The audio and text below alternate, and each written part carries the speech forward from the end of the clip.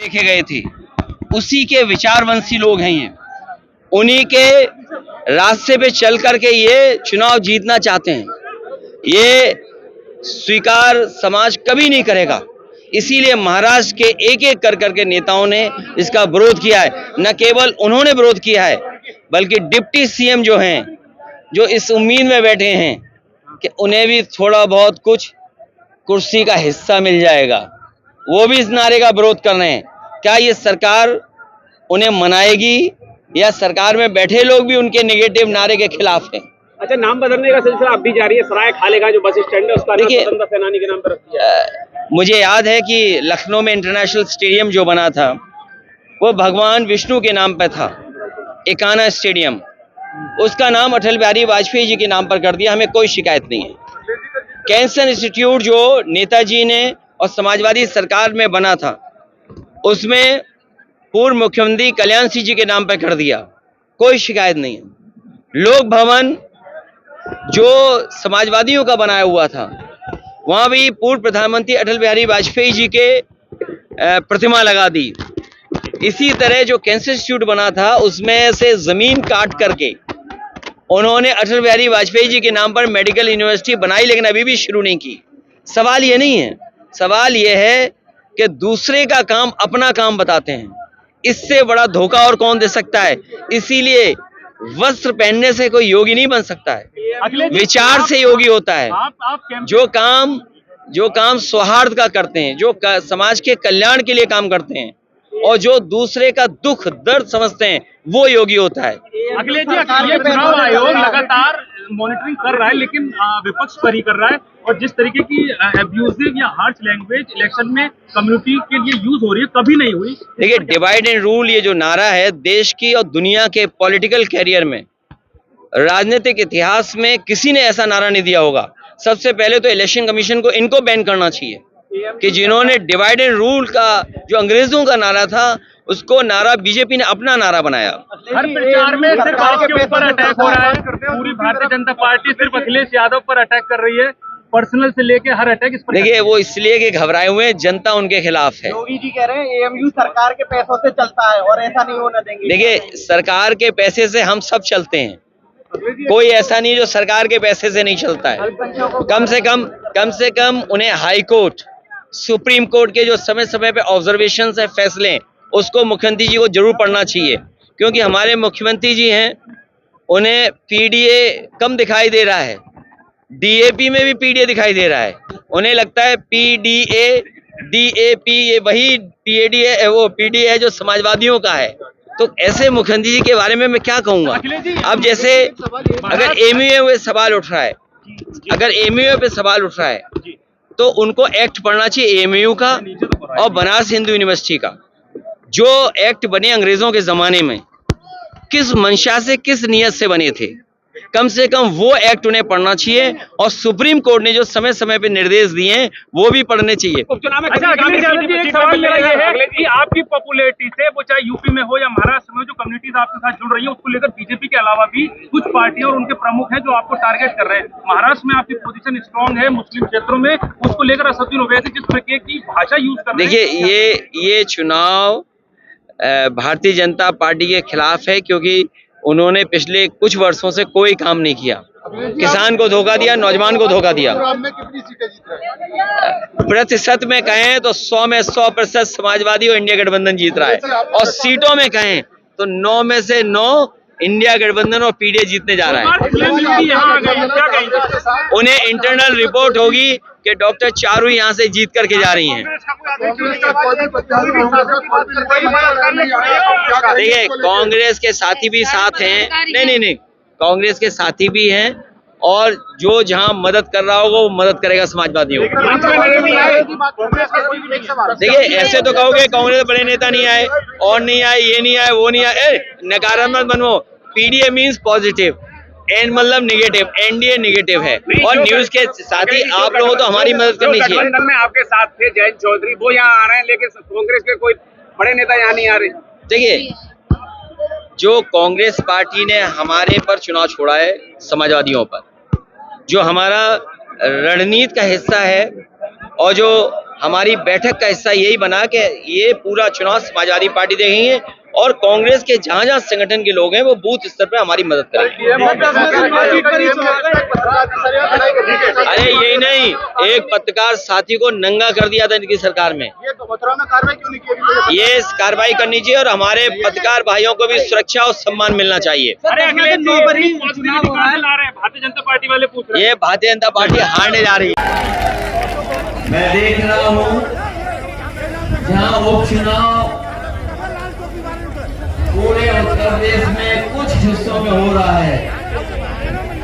पहले ये चुनाव का मतदान 13 तारीख को होना था। हम और आप सब लोग जानते हैं कि 13 तारीख को इस चुनाव को हो जाना चाहिए था, लेकिन इधर त्योहारों में जो दिवाली आई, भैया दूज और तमाम त्योहार जो हुए जिसमें छुट्टी लेकर के लोग आए थे, जो छुट्टी लेकर के आए थे उन्होंने छुट्टियां भी बढ़ा दी थी। और जो हमारे दूसरे प्रदेशों में रहते हैं वो लोग आए थे और उन्होंने मन बना लिया था कि इस बार बाई इलेक्शन में वोट डाल करके जाएंगे और इस भारतीय जनता पार्टी को सबक सिखाने का काम करेंगे। लेकिन जैसे ही उनको इस बात की भनक पड़ी भारतीय जनता पार्टी को कि त्योहार के समय में लोग आ गए हैं, मन बना लिया है, उन्हें जैसे ही भनक पड़ी उन्होंने चुनाव की तारीख बदल दी, तारीख टाल दी। मैं उनसे कहना चाहता हूं जो चुनाव टाल रहे हैं, टालने वाले हार करके जाएंगे। चुनाव उनके पक्ष में नहीं है, चुनाव उनके पक्ष में नहीं है। मैं आपके आने से पहले प्रदेश के मुख्यमंत्री जी को सुन रहा था, अभी इंतजार कर रहे हैं आपका भी। मैं आपके आने से पहले यहाँ पर मैं देखना चाहता था कि हमारे प्रदेश के मुख्यमंत्री जी क्या क्या कह के गए हैं, और सच्चाई तो ये है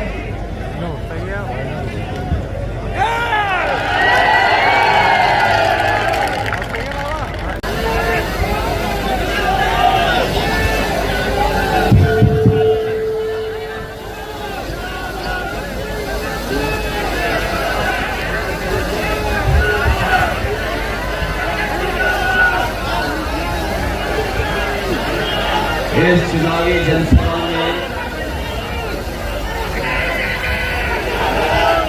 और इस चुनावी जनसभा के हमारे अध्यक्ष आदरणीय चौधरी ब्रजेश सिंह जी और कार्यक्रम का संचालन कर रहे विधान परिषद में रहे नेता विरोधी दल संजय लाठर जी, पार्टी के हमारी जिला अध्यक्ष लक्ष्मी धनगर जी, महानगर अध्यक्ष अब्दुल हमीद साहब, एटा से सांसद देवेश साकी जी, पूर्व विधायक वीरेश यादव जी, पूर्व विधायक प्रताप सिंह जी, पूर्व मंत्री रामासे विश्वकर्मा जी, अर्जुन शाह, मनोज यादव, संजय जी, इमरान इद्रीसी जी, समाजवादी पार्टी के संगठन के हमारे जिम्मेदार नेता मिठाई लाल भारती जी, पूर्व विधायक देवेंद्र अग्रवाल जी, सुरेंद्र नायक जी, हजरत नरेश शेरवानी साहब, होशियार सिंह जी, पूर्व विधायक जी, विशाल अग्रवाल जी, ठाकुर राकेश सिंह जी से लेकर के बड़ी संख्या में हमारे सभी समाजवादी नेता, जो समाजवादी पार्टी के जिम्मेदार नेता जो मंच पर हैं,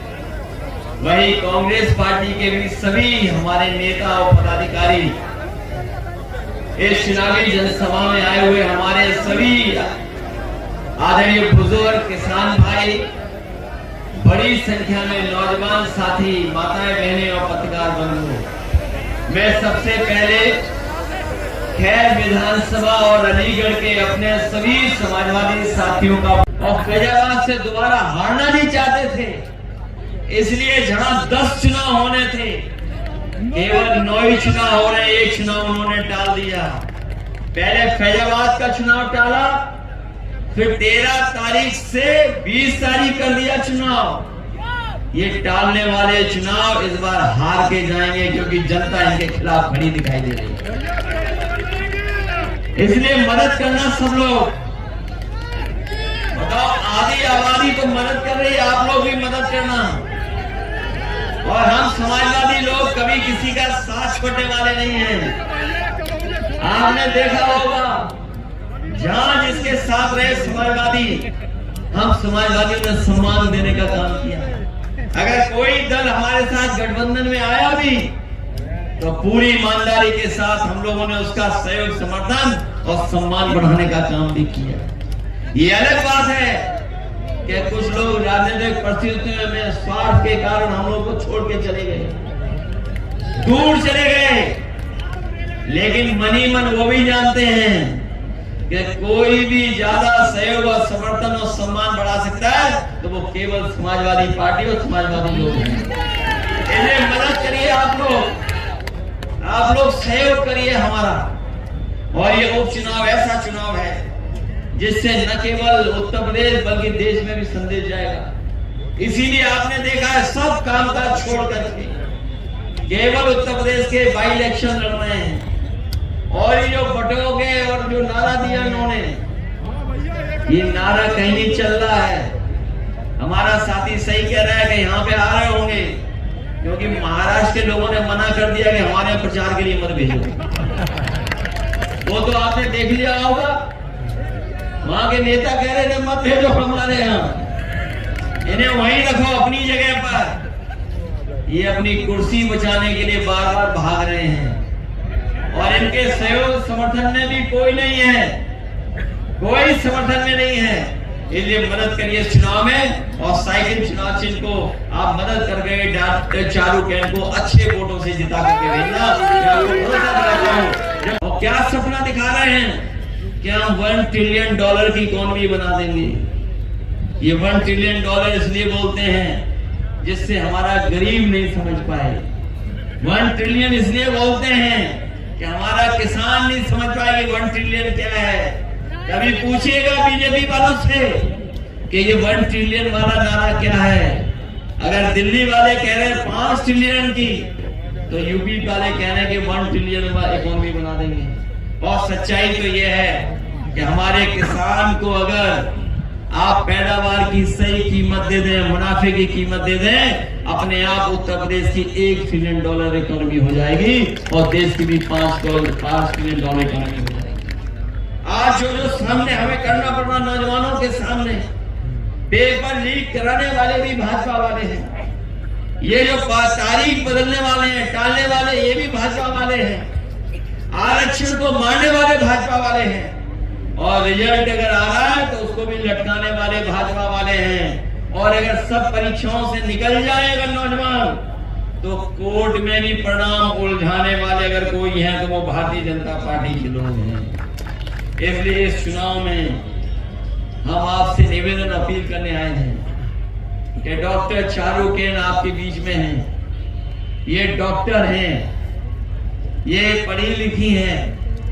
हमें पूरा भरोसा है कि आप सबका समर्थन इन्हें मिलेगा, आप सबका इनको सहयोग मिलेगा।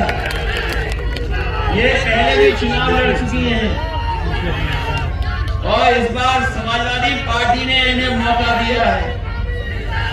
पिछले चुनाव में आपने मदद की, आपने जिता करके भेज दिया।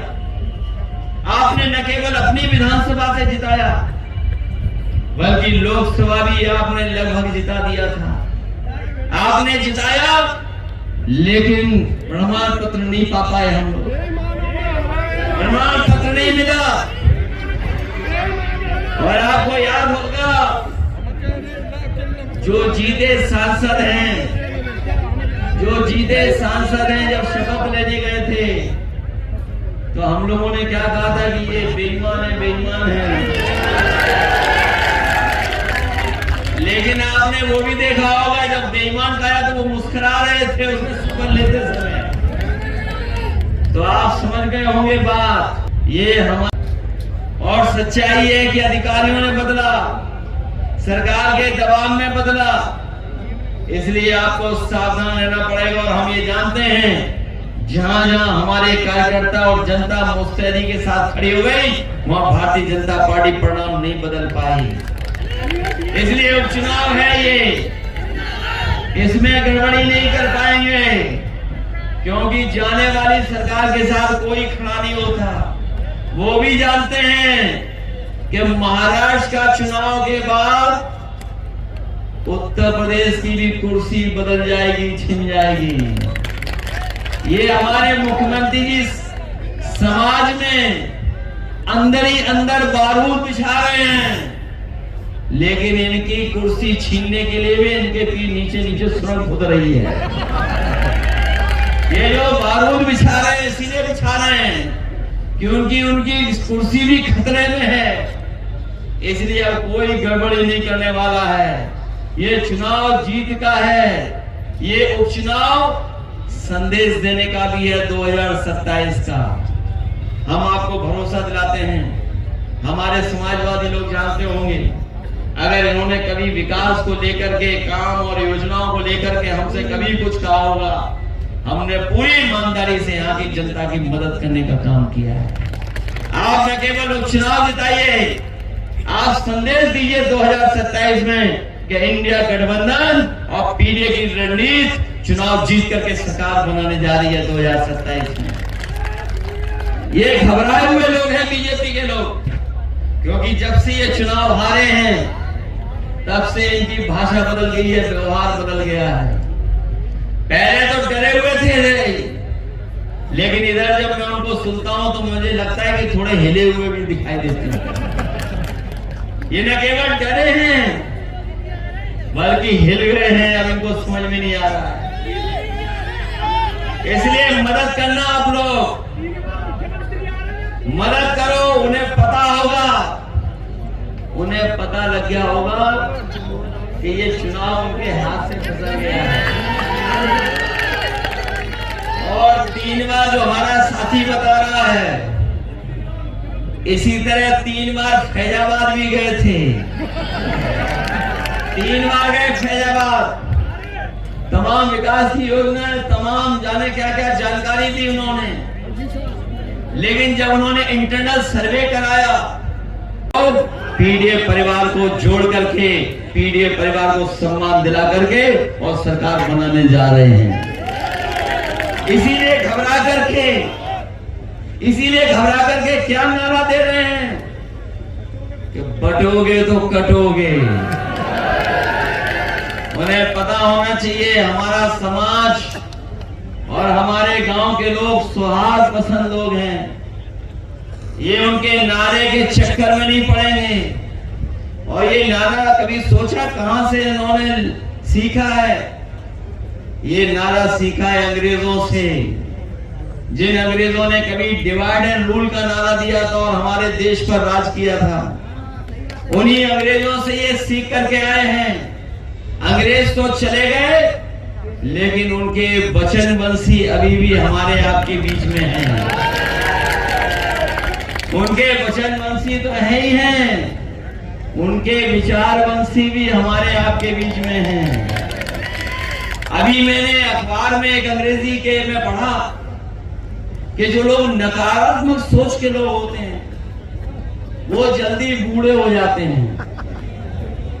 वो बूढ़े हो जाते हैं, खुश भी नहीं रहते, उम्र भी ज्यादा नहीं रहती है। ये नकारात्मक लोग हैं। ये जो एनडीए है इसके आगे ही एन लगा हुआ है, नेगेटिव नकारात्मक लोग हैं। ये जो इनका एनडीए है ये एन है, एन का मतलब नेगेटिव, एन का मतलब नकारात्मक लोग हैं। और पीडीए हमारा पॉजिटिव है, प्रोग्रेसिव है और जोड़ने वाला हमारा नेगेटिव नारा नहीं है, हमारा नकारात्मक नारा नहीं है, हमारा पॉजिटिव नारा है, प्रोग्रेसिव नारा है। तभी हम लोगों ने अपने नौजवानों को आगे बढ़ने के लिए लैपटॉप देने का काम किया था। इतने साल हो गए हैं, लेकिन जिस घर परिवार के पास भी होगा वो अभी भी चल रहा होगा, अभी भी खराब नहीं हुआ होगा। इन्होंने लैपटॉप की नकल तो की, हम लोगों ने बड़ा दिया था लैपटॉप, इन्होंने छोटा कर लिया और उस पर उंगली चलाते रहो, घिसे रहो, चलता ही नहीं है, चलता नहीं है इनका। इसलिए हम आपसे कहना चाहते हैं, समाजवादी लोग प्रोग्रेसिव लोग हैं, और फिर तो अपने मुख्यमंत्री नहीं बन जाता है, वस्त्र पहनने से कोई योगी नहीं बनता है, विचारों से योगी बनता है। और ये कलयुग है, इसीलिए सब उल्टा पुल्टा हो रहा है। हम और आप लोग जानते हैं, जो साधु संत होते हैं वो मौन रहते हैं, कम बोलते हैं, लेकिन पता नहीं क्या है कि कलयुग है, आजकल साधु संत भी ज्यादा बोल रहे हैं बस पहन करके। इसलिए सावधान है ना आप लोग, सावधान है कि नहीं है आप लोग। और जिन्हें हम लोग समझते थे कि ये सत्य वचन बोलते हैं, लेकिन ये झूठ के प्रचारक हैं, झूठ का प्रचार करते हैं। जो लोग जिनसे उम्मीद करते हैं कि सरकार चलाएंगे, वो बुलडोजर चलाते हैं। हम बधाई देना चाहते हैं सुप्रीम कोर्ट को कि जिन्होंने बुलडोजर को हमेशा हमेशा के लिए गैराज में खड़ा कर दिया। जो विकास का प्रतीक था उसको विनाश का प्रतीक बना दिया सरकार ने। और हम सुप्रीम कोर्ट को इस बात में नहीं बधाई देंगे कि जिन्होंने न केवल बुलडोजर को रोका है, बल्कि सरकार पे जुर्माना भी लगाया है, और साथ ही साथ ये भी कहा है कि ऐसे दोषी अधिकारी जिन्होंने गरीबों के घर तोड़े हैं, बुलडोजर चलाए हैं, उन पे भी कड़ी कार्रवाई करने का काम सरकार करे। ये जो अनकॉन्स्टिट्यूशनल है, जो अनडेमोक्रेटिक है, इस बुलडोजर की राजनीति को हम समाजवादी लोग कभी स्वीकार नहीं कर सकते हैं। सच्चाई तो ये है कि ये इनकाउंटर करने वाली सरकार कभी संविधान पे भरोसा नहीं करती।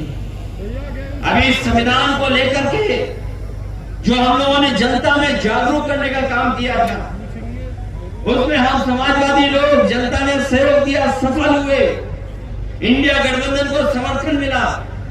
लेकिन ये बात नहीं कि अभी कॉन्स्टिट्यूशन को ये छेड़ नहीं सकते हैं। अभी भी संविधान के आगे जो व्यवस्था है उसको कभी ये स्वीकार नहीं कर रहे हैं। ये कहते हैं कि इस यूनिवर्सिटी में आरक्षण क्यों नहीं है, हम ये कहते हैं कि देश की यूनिवर्सिटियों में आरक्षण क्यों नहीं। तो मैं ये कहना चाहता हूं, देश की सभी यूनिवर्सिटियों को बता दो कि आरक्षण क्या है वहां पर। और सच्चाई तो ये है कि 15% भी पीडीएफ परिवार के लोग नौकरी नहीं पा रहे। जो बड़ी नौकरियां हैं, प्रोफेसर की हैं और बड़ी नौकरियां हैं, उनमें अभी भी 15% से ज्यादा नौकरी नहीं कोई पा रहा है। अभी भी उनके साथ भेदभाव हो रहा है, उनके साथ बड़े पैमाने पर अन्याय हो रहा है। इसलिए हम कहना चाहते हैं आपसे कि ये लंबी लड़ाई है संविधान की। संविधान को बचाने का काम और लोकतंत्र को बचाने का काम हम समाजवादी लोग लगातार करते रहेंगे। हमें उम्मीद है, हमें भरोसा है कि बाबा साहब भीमराव अम्बेडकर जी का दिया हुआ संविधान, उसको बचा करके हम अपने देश का लोकतंत्र और मजबूत करने का काम करेंगे। ये जो नौकरियां नहीं दे रहे हैं, ये हमारे नौजवान जानते होंगे कि एक समय ऐसा आया था जिस समय भर्ती में बहुत समय लगता था। भर्ती को लेकर के कभी कभी महीनों इंतजार करना पड़ता था।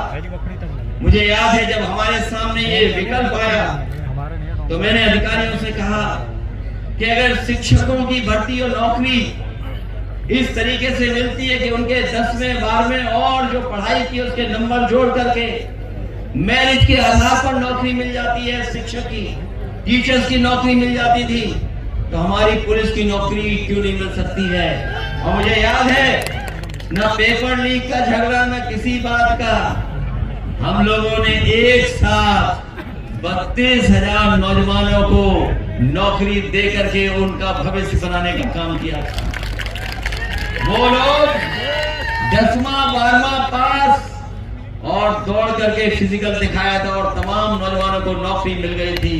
और ये जो परीक्षा करा रहे हैं, ये ऐसी परीक्षा करा रहे हैं कि परीक्षा केंद्र में नहीं पहुंच पाओ पहले तो आप, और अगर परीक्षा केंद्र में पहुंच गए तो ऐसे सवाल पूछे जाएंगे जिनका उत्तर किसी गाइड में भी नहीं है। आप पता करवा लीजिए, 30% नौजवान परीक्षा केंद्र में नहीं पहुंच पाए। और सुनने में आया है कि हाई कोर्ट ने भी और तरह से फैसला लेकर के कहा कि जो गलत क्वेश्चन आए हैं उनका सरकार क्या करेगी। तो ये वो सरकार है जो हमेशा के लिए खत्म करने का काम कर रही है। अग्निवीर व्यवस्था हम लोग कभी स्वीकार नहीं कर सकते। और हमारे नौजवानों ने तो पढ़ा होगा, उन्हें जानकारी भी होगी, वो इसलिए करना चाहते हैं कि सरकार का खजाना ज्यादा न लग जाए, हमारा बजट ज्यादा न लग जाए, इसलिए बजट की कटौती कर रहे हैं।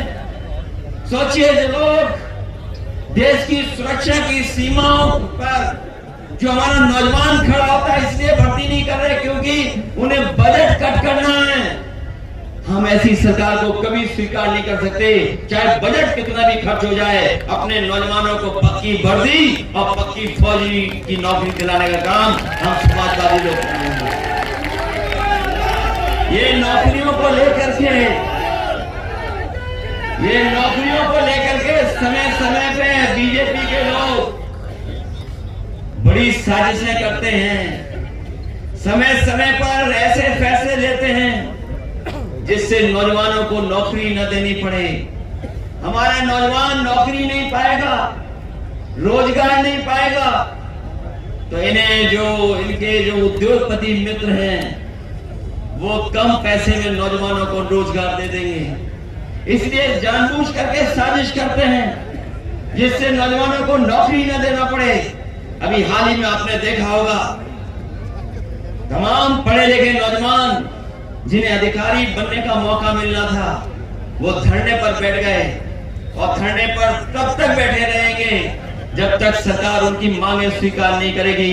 अभी तो आधी मांगे स्वीकार की हैं। आप याद रखना, यही सरकार है जिसने अभी आधा फैसला बदला है। ये नौजवान जब सड़कों पे आएगा, धरने पर बैठा हुआ है, वो तभी हटेगा जब उसकी मांगे पूरी हो जाएंगी, उससे पहले नौजवान हटने वाला नहीं।